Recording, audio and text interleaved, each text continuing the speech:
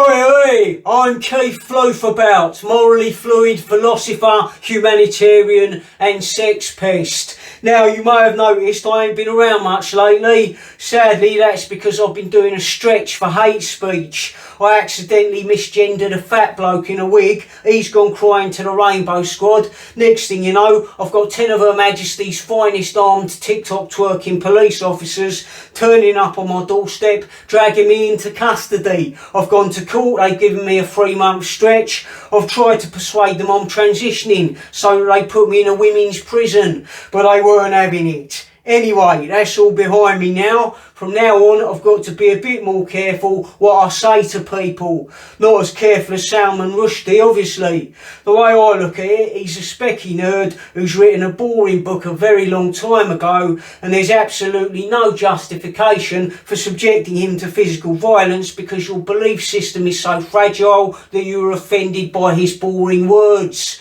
I was offended by the Satanic Verses myself because it was so bad. It was one of the worst books I've ever read, and the only one that didn't have pictures. It was extremely tedious. Luckily, I didn't pay for it. 5 years ago, I took it out of the library, and I've still got it as it goes. I've got 40 pages in, couldn't be bothered with the rest of it, which is not to say it isn't a valuable work of literature. It's a very valuable book to me personally, because I use it to prop up a wonky table. Rushdie's made a lot of money out of that book, not because it was good, but because it was controversial. But the price he's paid for that is 30 odd years looking over his shoulder, waiting for his killer to come for him. And absolutely nobody deserves that. It's repugnant and indefensible to threaten an artist's life or livelihood for expressing views you personally don't agree with.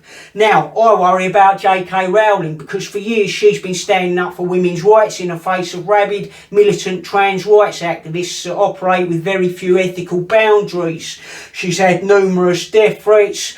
I think she's done enough. She's made her honest convictions very clear to the world, and she's suffered greatly for it. She doesn't have to damage herself any further. She can go back to doing what she loves and what she's loved for, which is writing books about wizards for children with autism.